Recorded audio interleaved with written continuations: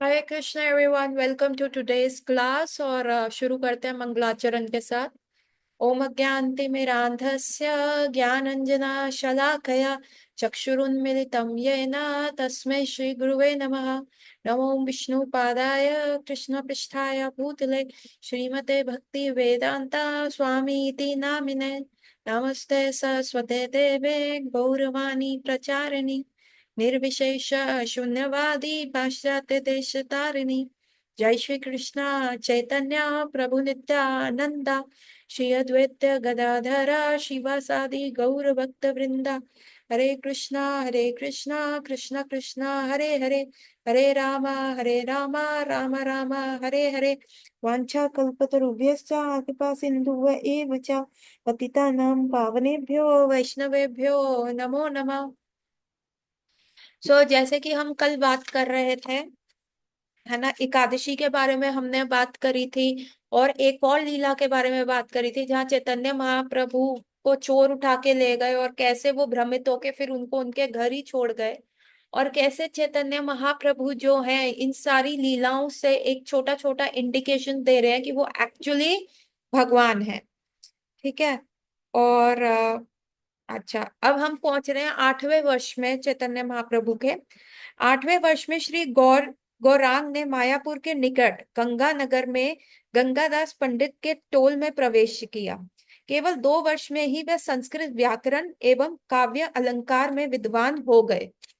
ठीक है, 2 वर्ष के अंदर ही, मतलब उन्होंने जो स्कूल में एंट्री करी और 2 वर्ष के अंदर ही उनमें संस्कृत व्याकरण और काव्य अलंकार सीख लिया।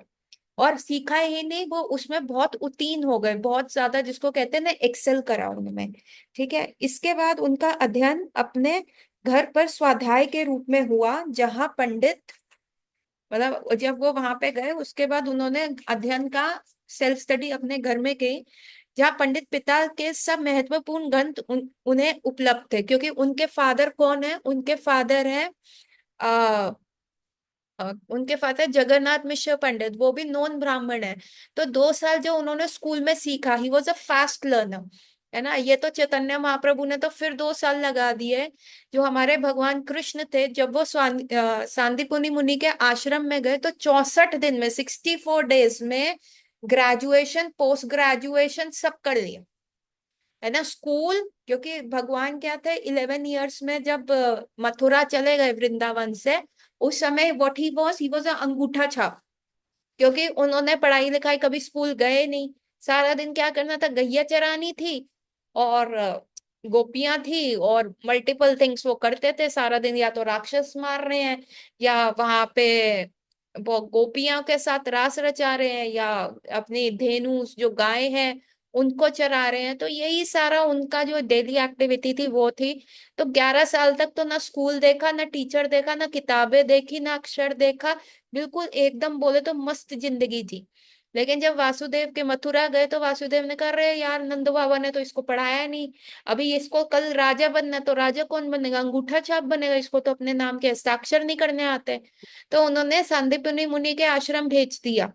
और सांदीपनि मुनि के आश्रम जब वो गए, चले गए वहां पे, तो क्या हुआ, 64 दिन में स्कूल से, नर्सरी से लेके पोस्ट ग्रेजुएशन तक, 64 डेज में, द फास्टेस्ट। आज कहते हैं ना, ये लड़का 15 साल में सर्जन बन गया, इसने 16 साल में लॉ कर लिया, कितने सारे ऐसे Guinness book of world record आते हैं। लेकिन भगवान कृष्ण का वर्ल्ड रिकॉर्ड कोई भी नहीं ब्रेक कर पाया। और यहाँ पे चैतन्य महाप्रभु ने 2 साल के अंदर, विद इन 2 इयर्स, व्याकरण सीखना, ग्रामर सीखना बहुत बड़ी बात है। और काव्य अलंकार, अलंकार क्या होता है कि किसी भी पोइट्री को बहुत सुंदर से बताना, कि आपका जो चेहरा है वो चांद की तरह है, और मल्टीपल मल्टीपल थिंग्स अलंकार लगा देना, आपकी जो मुस्कुराहट है फूल की, मतलब जैसे उपमा देना, अलंकार लगाना, तो इट इज वेरी डिफिकल्ट। और संस्कृत में पोइट्री कंपोज करना is another high level task. तो ये सारी चीजें उन्होंने 2 साल में सीख ली। उसके बाद वो घर में अध्ययन करने लग गए, और घर में तो लाइब्रेरी थी, जगन्नाथ मिश्र की इतनी सारी किताबें थी, उनकी लाइब्रेरी थी। तो उन सारी किताबों को चैतन्य महाप्रभु चाट गए, एक एक शब्द, एक एक एवरीथिंग। मजा आ रहा था उनको। प्रतीत होता है कि प्रख्यात पंडित रघुनाथ शिरोमणि से अध्ययन करने वाले अपने मित्रों के स्पर्धा में उन्होंने स्मृति तथा न्याय का भी स्वाध्याय किया मतलब अपने आप। उनके जो फ्रेंड्स थे वो जो थे ना, बहुत ही फेमस पंडित, जो द बेस्ट टीचर उनके टाउन का कौन था? पंडित रघुनाथ शिरोमणि। अभी इनके पास शायद इतना पैसा नहीं था, या उनका आई डोंट नो कि वो वहां पे क्यों नहीं गए, लेकिन उनके फ्रेंड्स उस टीचर से पढ़ते थे and he was the best teacher in the town. है ना, उनसे पढ़ा हुआ का मतलब अलग से ही वो व्यक्ति चमकता था। तो अभी उनसे प्रतिस्पर्धा, उनके कंपटीशन में चैतन्य महाप्रभु ने क्या किया? स्वाध्याय करना शुरू किया, खुद ही खुद ही चीजें पढ़नी शुरू करी। और क्या किया उस समय उन्होंने? अ, उन्होंने क्या स्वाध्याय किया? उन्होंने स्मृति तथा न्याय का भी स्वाध्याय कर लिया, स्मृति भी पढ़ ली और न्याय भी पढ़ लिया। ये सारी चीजें उन्होंने, जैसे कहते हैं ना, रट ली। इतना अच्छा उन्होंने स्वाध्याय किया। एक मिनट। इस प्रकार 10 वर्ष की आयु में श्री चैतन्य व्याकरण, काव्य अलंकार, स्मृति और न्याय के प्रसिद्ध विद्वान हो गए। 10 इयर्स में, 10 साल की आयु में, 10 इयर्स का एज में चैतन्य महाप्रभु ने स्मृति, विद्वान, सब सारी चीजें पढ़ ली। इसी काल में उन्हें अग्रस विश्व रूप ने गृह त्याग कर संन्यास आश्रम ग्रहण किया था। नवकिशोर होने पर भी श्री चैतन्य ने माता पिता को ये कहकर, आ, एक मिनट, व्हाइट बोर्ड किसने खोल लिया? ये मेरे से ही खुल गया गलती से। ओके। इस प्रकार 10 वर्ष में उन्होंने ये सारी चीजें कर ली। और उसके बाद उसी समय क्या हुआ, जब वो 10 इयर्स के हुए तो उनके जो एल्डर ब्रदर थे विश्वरूप, उन्होंने संन्यास लेके घर छोड़ दिया था। और तब नव किशोर होने पर श्री चैतन्य ने माता पिता को ये कहकर सांत्वना दी कि वे भगवान को प्रसन्नता के लिए उनकी सेवा करेंगे। शीघ्र ही उनके पिता का भी गोलोकवास हो गया। इससे उनकी जननी अत्यधिक शोकमग्न हो गई और श्री महाप्रभु ने अपने नित्य सौम्य विग्रह से विधवा माता को सांत्वना दिया। तो क्या हुआ उस समय जब उनके भाई ने सन्यास ले लिया? तो इस बार जगन्नाथ मिश्र ने वो गलती नहीं करी जब नंद बाबा ने करी थी। जब there is a very beautiful comparison ना। जब कृष्ण मथुरा चले गए थे तब नंद बाबा भी गए थे, और यशोदा मैया ने नंद बाबा को बोल के भेजा था, तुम इसको लेके जा रहे हो, अक्रूर इसको लेके जा रहा है ना, तो आपको ना, आप वादा कीजिए जब आप वापस आएंगे कृष्ण को लेके आएंगे। ठीक है। उसके बाद क्या हुआ, भगवान कृष्ण ने बड़ा ही मतलब दिल को छूने वाला इंसिडेंट है, कंस को मार दिया।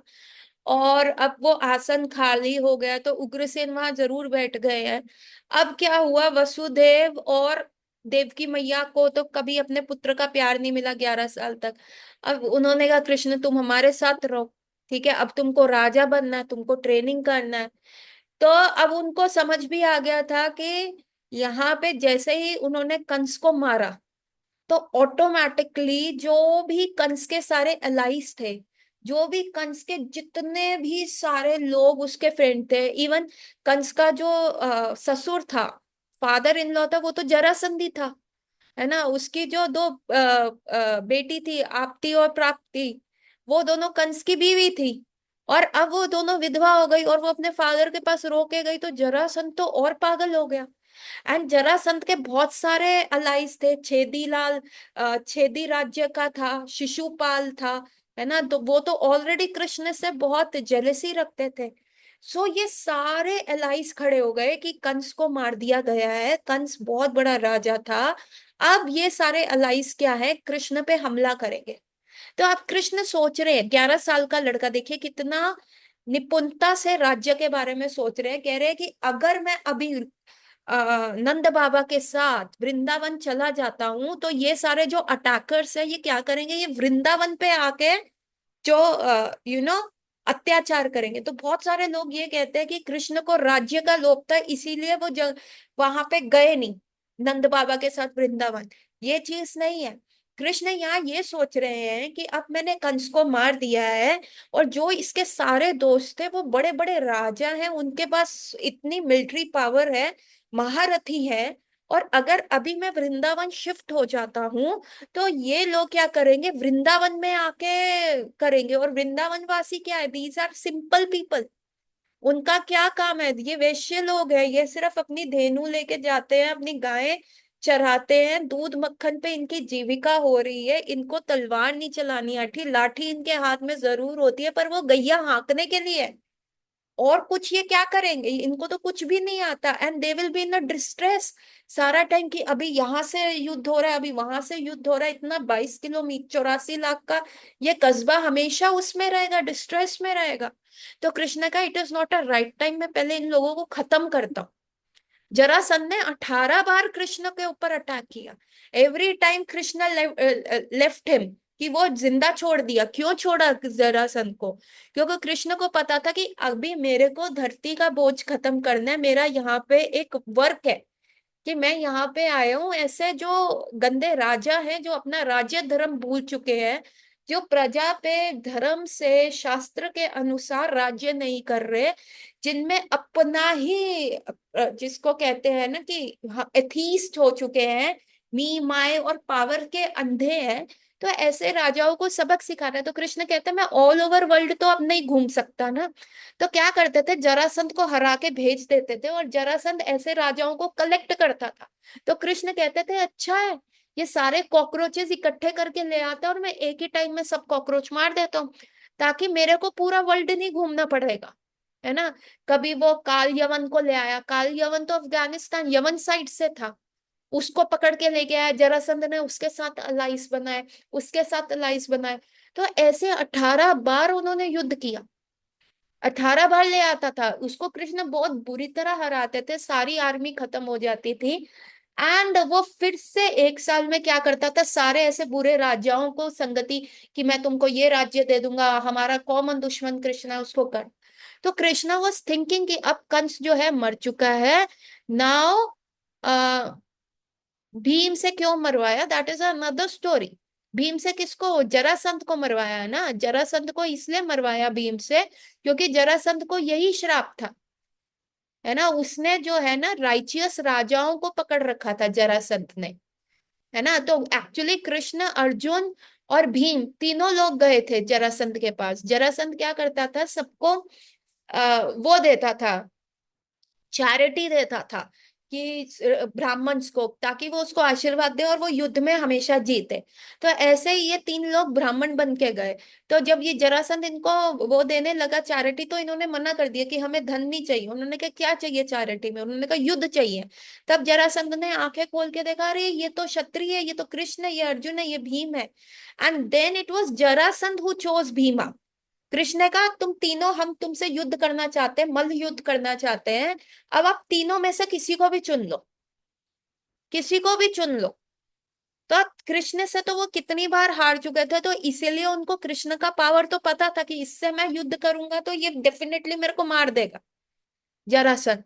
ठीक है, अर्जुन बहुत पतला, बहुत पतले थे, उसका वी शेप बॉडी था, है ना। तो उन्होंने कहा कि अरे यार ये तो बड़ मरियल सा, इसको हरा दूंगा तो मेरी ख्याति कहाँ होगी। वो कहेंगे एक पतले से आदमी को करा दिया, और उसका फील्ड ही धनुधर है, मलयुद्ध कह रहे हैं, ये भीम से कर लेता हूँ ये टक्कर का, भीम को तो डेफिनेटली मैं हरा दूं। तो भीम के लिए वो कॉन्फिडेंस था। तो उन्होंने, कृष्ण को पता था कि वो अपने अहंकार में चूर है, तो इसीलिए भीम को, जरासंध के पास चॉइस थी, उनको तीनों में से चूज करने की, it was Jarasandh who chose Bhima. ठीक है, so that is the story. तो ऐसे ही जब कृष्ण वहां बैठे हुए थे, तो कृष्ण यही सोच रहे थे कि अब मैं क्या करूं, how how can I, you know मैं वृंदावन वासियों को डिस्ट्रेस में, वृंदावन, व्हेन यू आर, आप किसी से लव करते हो, आप किसी को प्रेम करते हो, और आप बहुत डीपली उसको लव करते हो ना, तो देन यू से कि मैं इसको कैसे सर्व करूं, और मैं क्या सैक्रिफाइस करूं। कृष्ण ने यहाँ अपना personal comfort, because Vrindavan was his heart, वह श्रीमती राधा रानी थी, अपने प्रियजन से दूर रहना, it is very difficult. Very very difficult, इतना वहां प्रेम मिल रहा था। मैया थी, नंद बाबा थे, फ्रेंड्स थे, सारे तो रस भगवान वहां पे कर रहे थे, दास्य रस कर रहे थे एक्सपीरियंस, देन साख्य रस, वात्सल्य रस, माधुर्य रस, सब तो था, एवरीथिंग था। कृष्ण ने अपना कंफर्ट जोन छोड़ा कि अभी मेरे को वृंदावन छोड़ना पड़ेगा, नहीं तो पीपल आई लव, जरासंध इनको सामने रख के ही विल ब्लैकमेल, ये मेरे को ब्लैकमेल करेगा Jarasandh, because I love them. तो इसीलिए कृष्ण ने नंद बाबा को कहा कि बाबा आज हम नहीं जाएंगे। तो नंद बाबा ने कहा कोई बात नहीं कृष्ण, हम कल चले जाएंगे। तो उन्होंने कहा नहीं नहीं बाबा, कल भी नहीं जाना हो पाएगा। No, Krishna was not garnering so much of confidence कि वो नंद बाबा को कहे कि बाबा आप जाओ वृंदावन, मैं यहीं पे रहूंगा।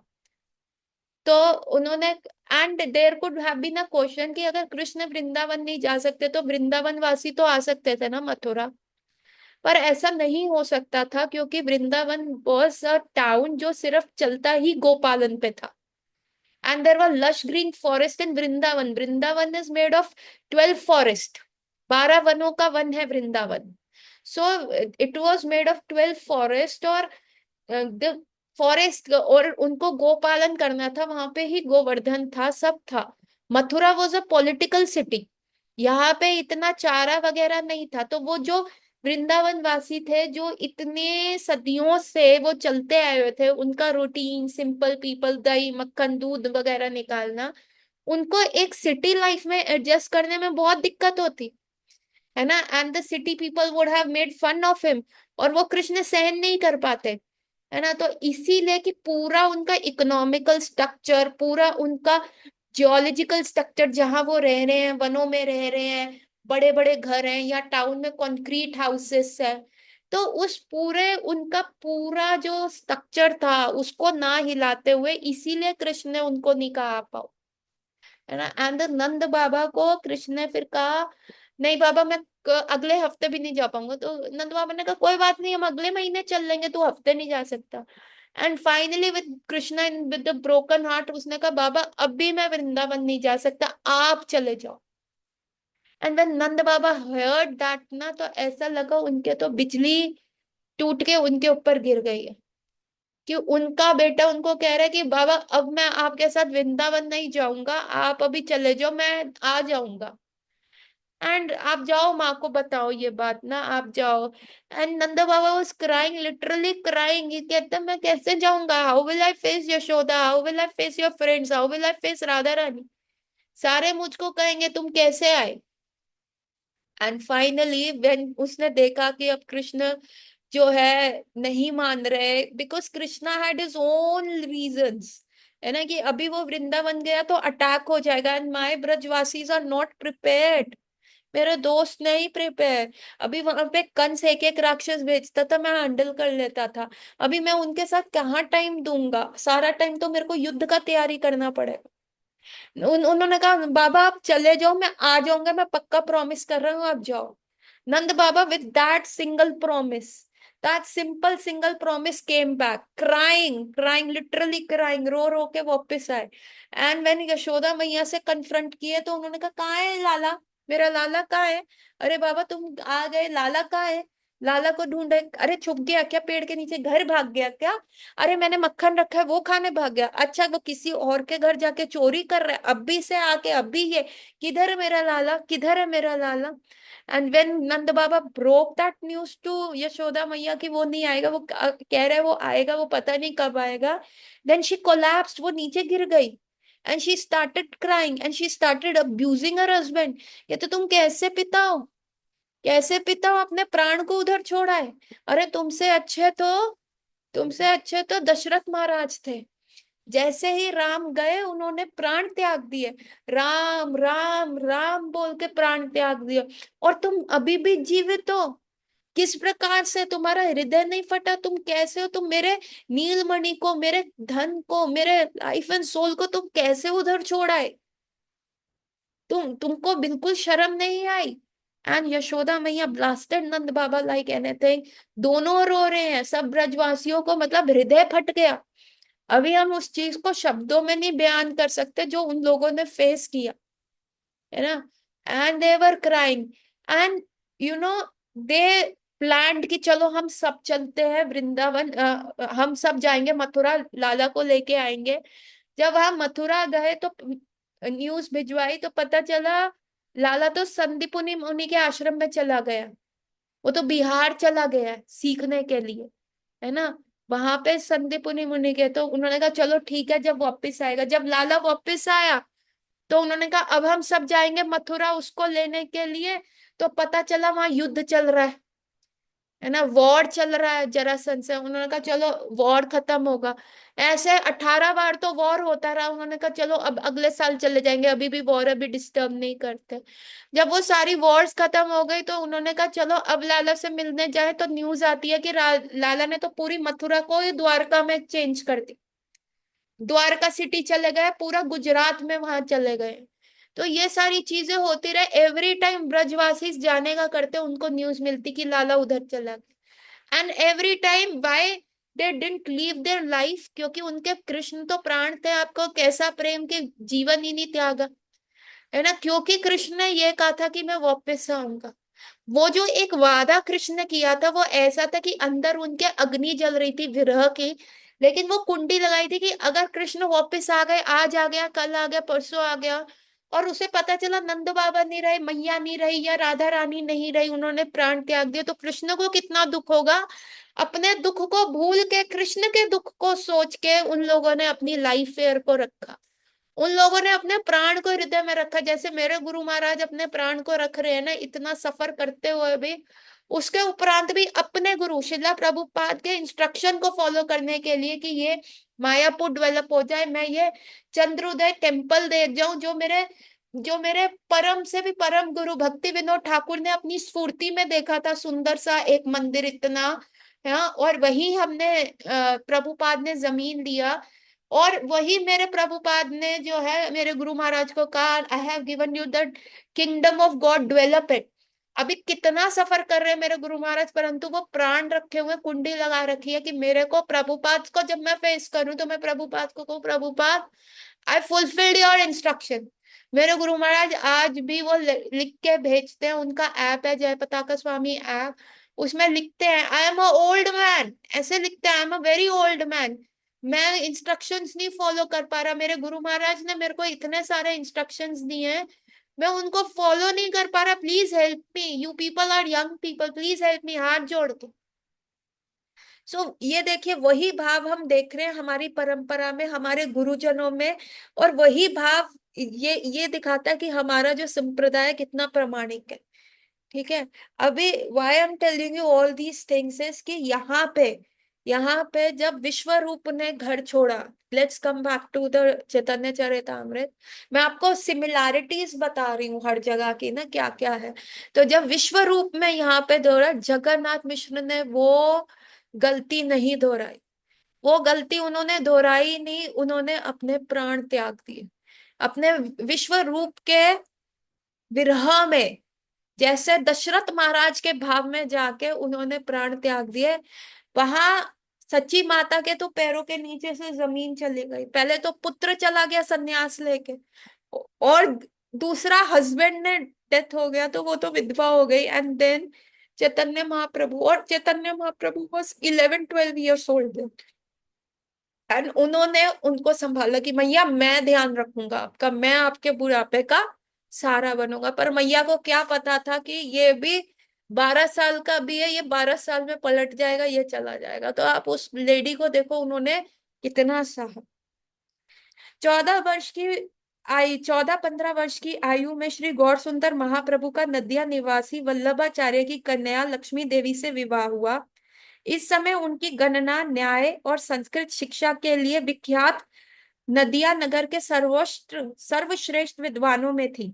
अभी चैतन्य महाप्रभु ने क्या किया कि इतना उन्होंने अध्ययन कर लिया, उन्होंने एज अ टीचर पोस्ट कर लिया, नहीं वो started earning at 15 years of age, और तब उन्होंने वल्लभाचार्य की पुत्री लक्ष्मी देवी से उनका विवाह हुआ। That is also another story, जब हम चैतन्य भागवत पढ़ेंगे तब हम उसके बारे में चर्चा करेंगे।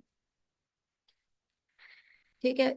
समर्पित समर्थ पंडित ही नहीं, सारे न्यायिक भी उनसे साहित्य वार्ता में विवाद करने का साहस नहीं करते थे। मतलब he was so so proficient, so excellent into his field कि कोई भी उनसे ना फालतू पंगा नहीं लेता था। कोई भी उनसे जाके क्वेश्चन नहीं करता था, कोई भी उनसे जाके ये चीजें नहीं करता था। एंड एवरीवन जो थे वो उनसे, एवरीवन ट्राइड कि उनसे बात, उनसे कोई पंगा नहीं लेता था कि अगर हम इनसे बहसबाजी करेंगे, डिबेट करेंगे तो हम हार जाएंगे। ग्रस्त होने के कारण पद तत्व से वे धनोपार्जन के लिए पूर्व बंगाल गए। वहां अपनी विद्वत्ता के प्रदर्शन से विपुल धन प्राप्त किया। इसी काल में समय समय पर वे वैष्णव धर्म का भी उपदेश करने लगे। श्री तपन मिश्र और वैष्णव सिद्धांतों की शिक्षा प्रदान कर बनारस की आज्ञा दी। उनके पूर्व बंगाल के प्रवास काल में ही उनकी पत्नी लक्ष्मी देवी को सर्प के काटने से परलोकवास हो गया। एक्चुअली उस समय क्या हुआ, उनके पास धन की कमी हो गई। Now he has a mother to take care of, now he has a wife to take care of, तो इसीलिए वो क्या करे, पूर्व बंगाल चले गए। और वहां पे उन्होंने अपनी विद्वत्ता से, एज अ गेस्ट लेक्चरर कहीं पे भी जाके बहुत धन अर्जन किया, बहुत ज्यादा धन अर्जित किया। उसके बाद वो बनारस भी गए और धीरे धीरे वो वैष्णव संप्रदाय, वैष्णविज्म के बारे में भी उपदेश, क्योंकि इतना उन्होंने शास्त्र पढ़ लिए तो उसके बारे में उपदेश करने लगा। और उस समय जब वो बंगाल चले गए थे तब उनकी जो पत्नी है, ऐसा कहा जाता है कि उनको एक सांप ने काट लिया था। पर ऐसा, जो आचार्य बताते, वो कहते हैं जो विरह रूपी अपने स्वामी से, अपने प्राणनाथ से जो वो दूरी थी, जब वो बंगाल चले गए, लक्ष्मी देवी जो थी वो सहन नहीं कर पाई। तो एक्चुअली वो रेगुलर वाला सांप नहीं था, वो विरह रूपी सर्प था जिन्होंने उनको डस लिया, जो वो अपने प्राण, अपनी लाइफ फेयर को अपने हृदय में कंट्रोल नहीं कर पाई और इसलिए उनके प्राण त्याज दिए गए। उनके ठीक है, और लक्ष्मी देवी को सर्प ने काट लिया। गृह लौटने पर उन्होंने माता को शोक का मग्न पाया। मानव जीवन के क्षण भंगुरता का उपदेश करके उन्होंने जननी को सांत्वना दी। उनको भी दुख हुआ कि उनकी वाइफ का डेथ हो गया, और उन्होंने देखा उनकी मदर कितना ज्यादा शोकमयी हो गई है, कितना रो रही हैं, कितना ऐसा हो रही हैं। तो उन्होंने अपनी मदर को भी सांत्वना दी कि हाँ, ह्यूमन लाइफ है, ये क्षण भंगु होती है, तो क्या कर सकते हैं, है ना। माता के अनुरोध से राज पंडित श्री सनातन मिश्र की कन्या विष्णुप्रिया देवी का प्राण पाणी ग्रहण किया। ठीक है, और उसके बाद क्योंकि अभी वो यंग ही थे तो माता ने कहा नहीं नहीं, तुम ऐसे मत रहो, तो तुम क्या करो, राज पंडित सनातन मिश्र की कन्या थी विष्णुप्रिया, उनके साथ उनका विवाह हो गया दोबारा। यात्रा से लौटने पर उनके साथी फिर से संग हो गए। अब वे इतने प्रसिद्ध हो चुके थे कि नदिया के सर्वश्रेष्ठ पंडित माने जाने लगे। स्वयं को महान दिग्विजय कहने वाले केशव मिश्र कश्मीरी नदिया के पंडितों से शास्त्रार्थ के लिए नदिया में आए। नामधारी दिग्विजय पंडित से भयभीत होकर नदिया के टोल विद्वान एक निमंत्रण का छल करके नगर से चले गए। श्री गौर सुंदर महाप्रभु एवं केशव कश्मीरी का मायापुर के बड़कुंड घाट पर मिलना हुआ। अत्यंत संक्षिप्त वार्ता में ही कश्मीरी पंडित बालक गौर सुंदर से परास्त होकर अपमान भयवश पलायन करने को बाध्य हो गए। निमाई पंडित अब अपने समय के सर्वोत्तम पंडित माने गए। तो कैसे निमाय पंडित अपने समय के सर्वोत्तम पंडित माने गए, क्योंकि वो एक तो बहुत विद्वान हो गए, अभी उनका विवाह भी विष्णु प्रिया से हो गया, और अब उन्होंने एज अ टीचर क्या स्कूल भी खोल लिया और बहुत सारे बच्चे आने लग गए।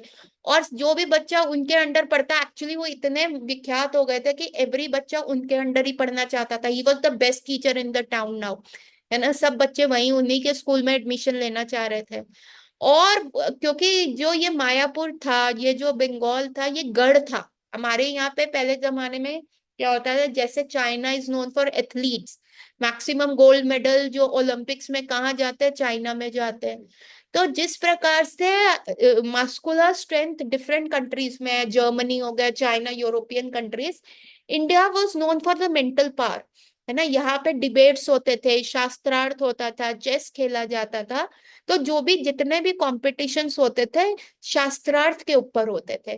तो यहाँ पे एक बहुत प्रचलन था कि कोई भी दिग्विजय पंडित अपने आप को प्रसिद्ध करता था, वो सारे जाके किसी भी जगह के जाके पंडितों को चैलेंज करता था शास्त्र और डिबेट में बुलाता था, और जैसे ही वो विजय हो जाता था उनसे एक सर्टिफिकेट लिखवा लेता था कि आप हार गए, नाउ आप मेरा जो है कि मैं कितना स्ट्रांग पंडित हूं, मैंने आपको हरा दिया, आप मेरे को ये नोटिफाई कर दो ताकि मैं दसों दिशाओं का सबसे स्ट्रांग पंडित माना जाऊं, like you know I become the top most one.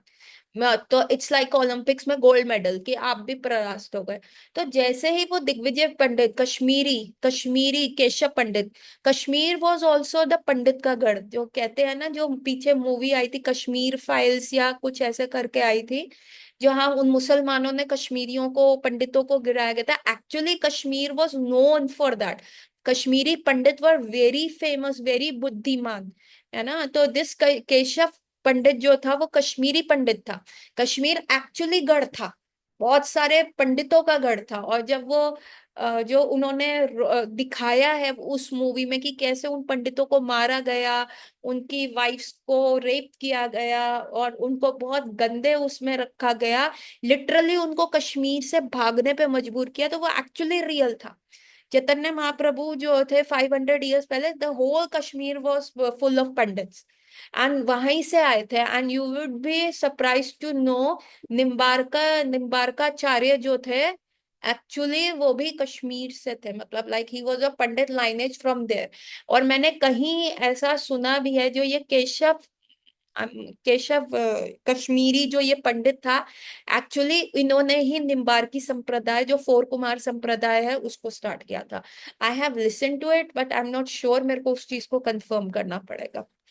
जब वो पंडित आए तो पता चला, नदिया के जो सारे विद्वान पंडित थे उनको पता चला केशव पंडित आ गए हैं, केशव कश्मीरी आ गया। उन्होंने क्या किया, वो केशव पंडित ने सबके यहाँ कर दिया कि कौन मेरे साथ शास्त्रार्थ कर देगा, सबको इनविटेशन बोल दिया। सारे पंडितों ने कहा अरे नहीं नहीं, हमें तो उस गांव से न्योता है, हम तो अवेलेबल ही नहीं है।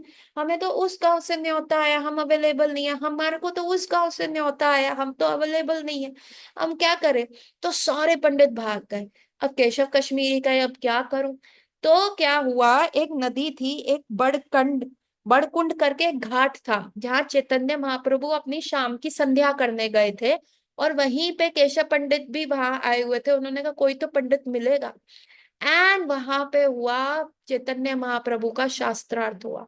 चैतन्य महाप्रभु को जैसे ही उन्होंने देखा, और उन्होंने कहा अरे तुम तो बहुत विख्यात पंडित हो, निमाई पंडित गौरांग के नाम से हो, तो तुम मेरे साथ शास्त्रार्थ करो। तो उन्होंने कहा कि मैं तो नहीं कर सकता, आप तो बहुत वो है, मैं तो बच्चा हूँ आपके सामने। कहते हैं नहीं कोई बात नहीं, तुम जिस फील्ड में कहोगे, तुम काव्य में कहते हो काव्य में कर लेते हैं, अलंकार तुम भी तो बहुत ज्यादा, तुम्हारे बारे में मैंने बहुत सुना है ना, तुम्हारे स्कूल में बच्चे एडमिशन लेने के लिए चलते हैं, तो तुम्हारा तो बहुत अच्छा अच्छा है, तो तुम करो ना मेरे साथ।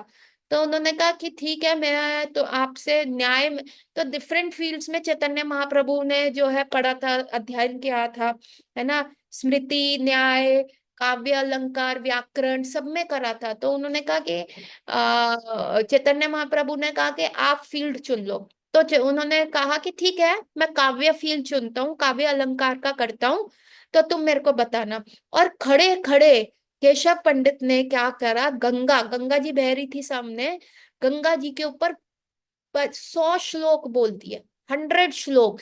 ऐसे जैसे हम नॉर्मल वार्तालाप कर रहे हैं ना, नॉर्मल बातचीत कर रहे हैं, वैसे काव्य, और वो भी संस्कृत में सारे श्लोक बोल दिए। एंड चैतन्य महाप्रभु को कहा कि तुमको कैसा लगा। अभी चैतन्य महाप्रभु ने क्या किया, चैतन्य महाप्रभु ने कहा कि बहुत अच्छा, पहले तो उनके गुणगान गिनवाए। अभी केशव पंडित हैरान, कहते हैं इनको मैंने सिर्फ एक बार बोला, इनको सब कंठस्थ हो गया, सब इन्होंने रट लिया। एक बार, ये श्रुतिधर है क्या, जो मैंने बोला इनके ब्रेन में ऐसे छप गया। मैं भी अभी अपना जो काव्य का है वो सीक्वेंस वाइज नहीं बोल सकता, मैंने वो 100 श्लोक बोले, मैंने 1 2 3 4 बोले, अब मेरे को याद नहीं मैंने 1 2 3 7 79 84 कौन सी सीक्वेंस में बोला। बट ये जो है ये श्रुतिधर है, इसने सुना और एकदम सारा कर लिया। उसके बाद चैतन्य चरितामृत में पूरा व्याख्यान है इसका, कि कैसे चैतन्य महाप्रभु ने व्याकरण में और काव्य दृष्टि से एक ही शब्द को दो दो बार रिपीट करना, और एक ही शब्द का डुअल मीनिंग होना, और दूसरा मीनिंग एकदम अभद्र होना, वो बताते हुए केशव पंडित को हरा दिया। मतलब केशव पंडित को उसकी गलती बताई and Keshav Pandit was like ये श्रुतिधर है, पहले तारीफ कर दी और अब ये बता भी रहा है कि क्या मिस्टेक है। अभी केशव पंडित का क्या हाल हुआ और क्या उसे, मतलब ये इनसे चैतन्य महाप्रभु ने सारे पंडितों के सामने उनको वो नहीं किया, उनका घमंड तोड़ना था, लेकिन उन्होंने क्या किया आपस में, you know what happen sometimes किसी को हमें करेक्शन भी देना होता है, तो इट इज नॉट ऑलवेज कि आप 10 लोगों के सामने उसको जाके बेइज्जत करो, एम्बेरस करो। Chaitanya Mahaprabhu was very sensitive, तो उन्होंने क्या किया, उसको सिर्फ, सारे पंडित तो चले गए, तो एक मिलने का ही प्लान, अब चैतन्य महाप्रभु कौन है, परमात्मा ही है, मिलने का प्लान ही ऐसा बनाया कि एकांत में इसका घमंड तोड़ दो। अभी आगे क्या हुआ, कैसे चैतन्य वो केशव